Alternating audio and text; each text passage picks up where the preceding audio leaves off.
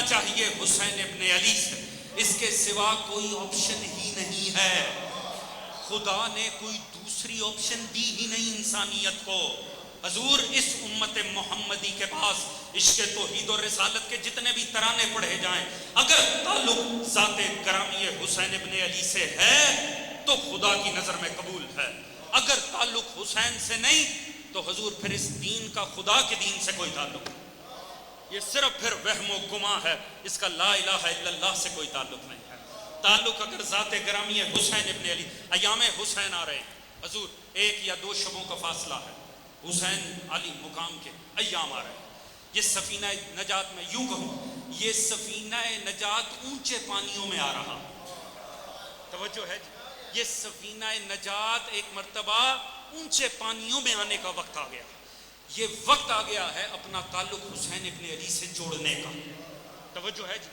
یاد رکھیے، آپ جس انداز میں بھی گزر جائیں گے، عزاداری سید الشہداء یہ ایک ایسا معجزہ ہے، خدا کی قسم یہ ایک معجزہ۔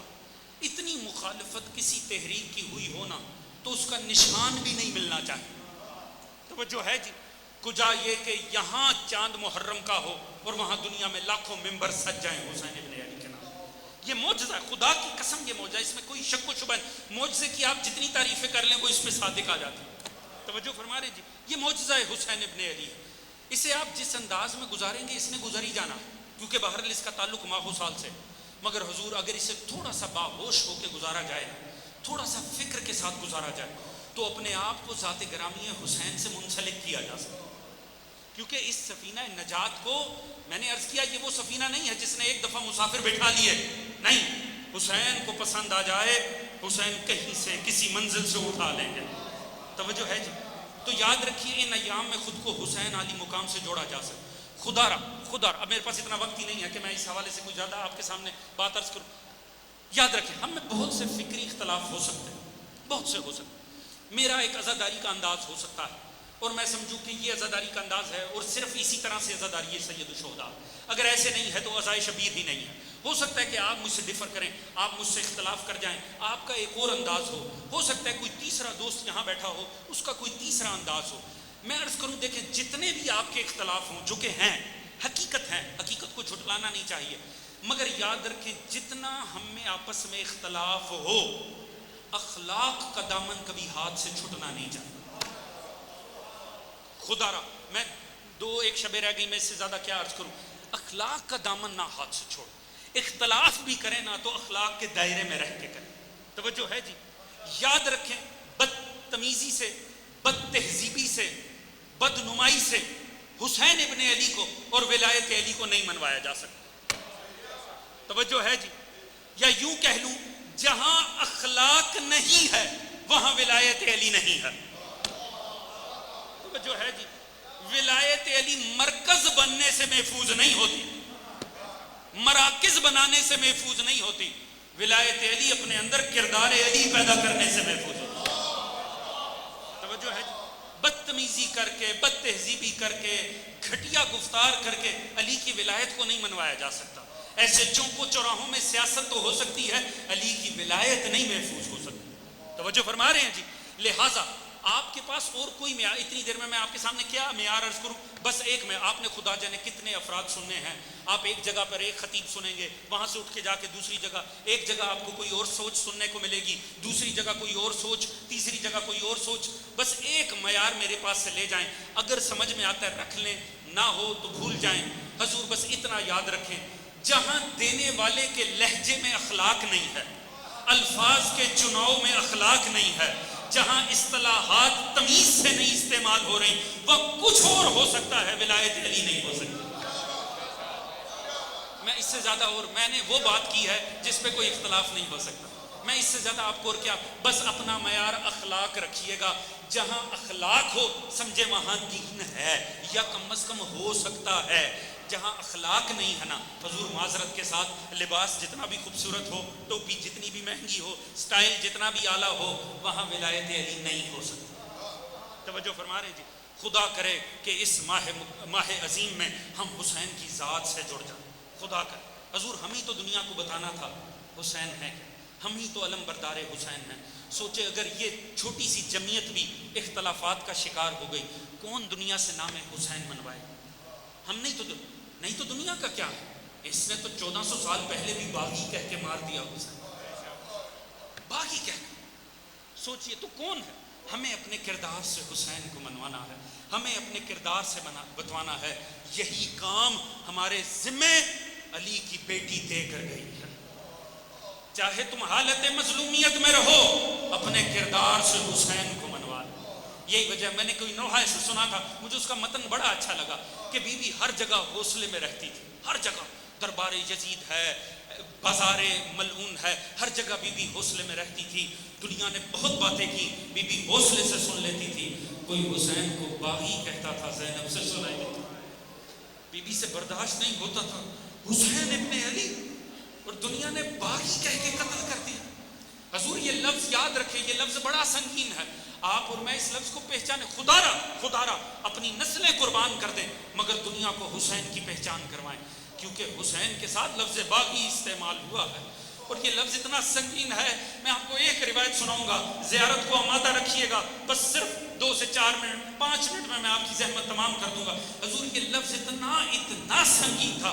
میں نے روایت دیکھی ہے اور خدا کی قسم جگر کو کاٹ دیتی ہے. بڑی مختصر روایت ہے مگر بڑی عجیب روایت ہے. عبداللہ نام کا راوی ہے. یہ عبداللہ کوفے کا رہنے والا تھا. یہ کسی سفر میں گیا ہوا تھا. جب یہ پلٹا نا, اپنے شہر کوفہ میں پلٹا, تو یہ پلٹا کب ہے حضور؟ یہ 9 محرم کو کوفہ میں وارد ہوا. 9 محرم سن 61 ہجری. یہ جب کوفہ میں وارد ہوا نا, اس نے بڑا عجیب منظر دیکھا. اس نے دیکھا سارا شہر سنسان پڑا ہوا, دکانیں ہیں مگر گاہک نہیں ہیں, لوگوں نے دکانیں بند کر رکھی ہیں, تمام جگہ نظر چہل پہل نہیں. کوفے جیسا بارونق شہر اتنا سنسان پڑا ہے. یہ فوراً گھر آیا. گھر پہ اس کو اس کی بیٹی ملی. اس نے بیٹی سے پوچھا, بیٹا یہ شہر پہ کوئی بیماری تو نہیں پڑ گئی کیا؟ طاعون کی بیماری تو نہیں آ گئی؟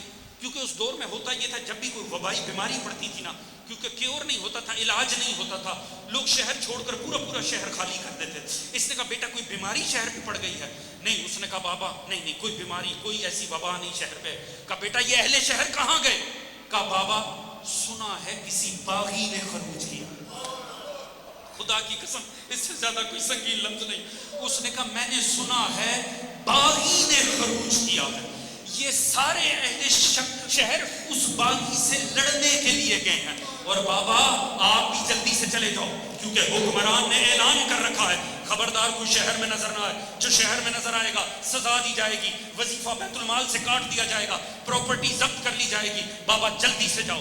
حضور یہ فوراً تیار ہوا, بس زیارت کو آمادہ رکھیے گا, میں 2 منٹ میں زحمت تمام کر رہا ہوں. حضور اس نے کیا کیا, اس نے باہر نکلا, تیار جلدی آمادہ ہوا. جیسے ہی سواری پہ اس کو بیٹی نے سوار کرایا, یہ جانے لگا نا, بیٹی نے اس کی سواری کو روک لیا. بیٹی نے اسے روک کر کہا بابا آپ بھی باغی سے جنگ کرنے جا رہے ہو. بابا جب جنگ میں فتح مل جائے اور وہ باغی کو شکست ہو جائے نا, تو یقیناً بابا جنگوں میں مال غنیمت بھی ملتا ہے. بابا جب مال غنیمت ملے نا, تو مجھے اس باغی کے مال میں سے ایک انگوٹھی عقیق کی لا دینا.